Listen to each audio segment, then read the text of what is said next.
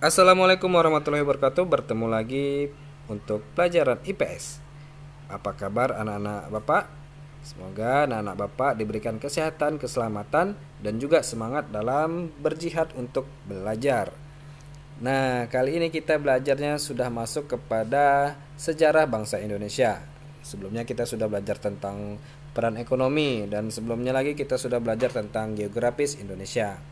Nah, di sejarah bangsa Indonesia kita akan mempelajari tentang upaya bangsa Indonesia dalam mempertahankan kedaulatannya. Kedaulatannya itu apa, Pak?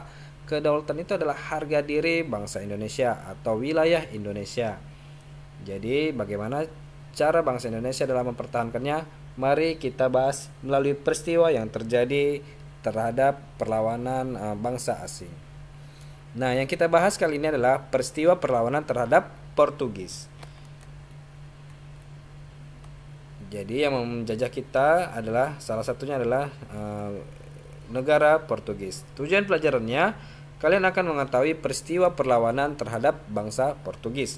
Di pelajaran sebelumnya kita sudah membahas tentang kegiatan ekonomi, ada kegiatan ekonomi produksi, distribusi, dan juga konsumsi.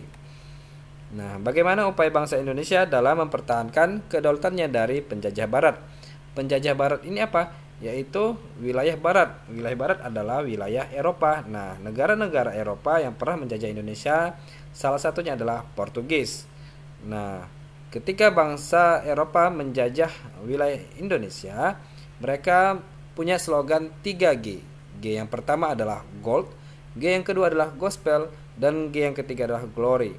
Nah, apa sih gold, gospel, dan glory tersebut? Nah, yang pertama kita bahas adalah gold, yaitu adanya keinginan mencari kekayaan.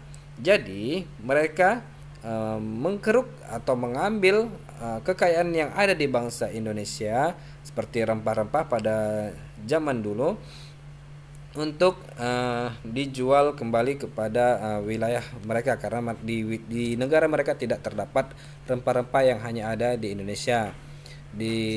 Bagaimana cara mereka mengambilnya?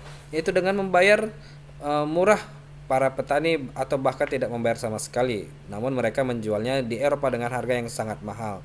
Tentu bangsa Indonesia mengalami kerugian pastinya, dan juga kekayaan alam kita juga lama-lama terkeruk sehingga bisa habis nantinya. Kemudian yang kedua adalah gospel, yaitu adanya keinginan bangsa Eropa untuk menyebarkan agama secara paksa. Jadi bangsa Eropa memiliki misi khusus untuk menyebarkan agama karena mereka tidak suka agama yang sudah ada di wilayah bangsa Indonesia. Kemudian G yang ketiga adalah glory, yaitu adanya keinginan mencari kejayaan. Bagaimana cara mereka mencari kejayaan? Yaitu dengan cara menjajah atau menduduki negeri-negeri, yaitu salah satunya adalah negeri Indonesia, di mana mereka ingin mencampur pemerintahan kerajaan-kerajaan yang ada di Indonesia. Kemudian ingin membuat peraturan-peraturan dan juga bersikap yang tidak adil bagi bangsa Indonesia. Oke, kita masuk kepada peristiwa perlawanan terhadap bangsa Portugis. Oke, karena sikap bangsa Portugis yang sudah tidak disukai oleh bangsa Indonesia, maka perlu adanya perlawanan. Ingin tahu apa yang menyebabkan bangsa Indonesia membuat perlawanan tersebut? Mari kita bahas.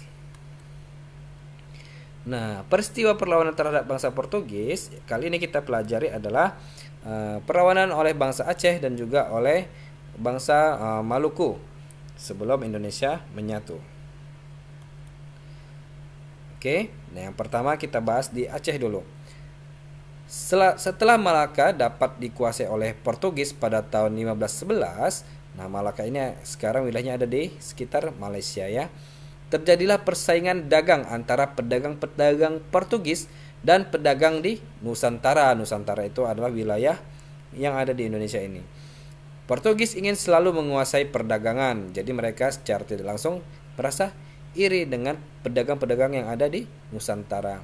Maka terjadilah perlawanan terhadap Portugis. Perlawanan tersebut antara lain sebagai berikut. Yang pertama oleh Sultan Ali Muqayyad Shah yang hidup pada tahun 1514 sampai dengan 1528, berhasil membebaskan Aceh dari upaya penguasaan bangsa Portugis. Kemudian Sultan Alauddin Riayat Shah yang melakukan perlawanan pada tahun 1537 sampai dengan 1568 berani menentang dan mengusir Portugis yang bersekutu dengan Johor. Johor juga merupakan wilayah Malaysia saat ini. Dan yang terkenal adalah Sultan Iskandar Muda yang melakukan perlawanan pada 1607 sampai dengan tahun 1636. Raja kerajaan Aceh yang terkenal sangat gigih melawan Portugis adalah Iskandar Muda. Pada tahun 1615 dan 1629, Iskandar Muda melakukan serangan terhadap Portugis di Malaka.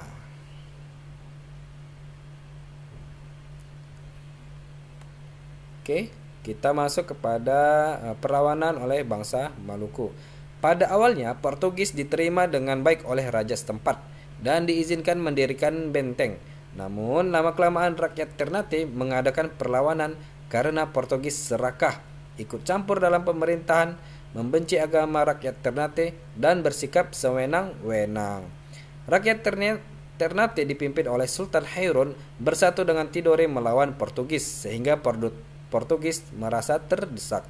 Pada waktu terdesak, Portugis mendatangkan bantuan dari Malaka yang dipimpin oleh Anthony Gelfo, sehingga Portugis mampu bertahan di Maluku. Pada tahun 1565, rakyat Ternate bangkit kembali di bawah pimpinan Sultan Hairun.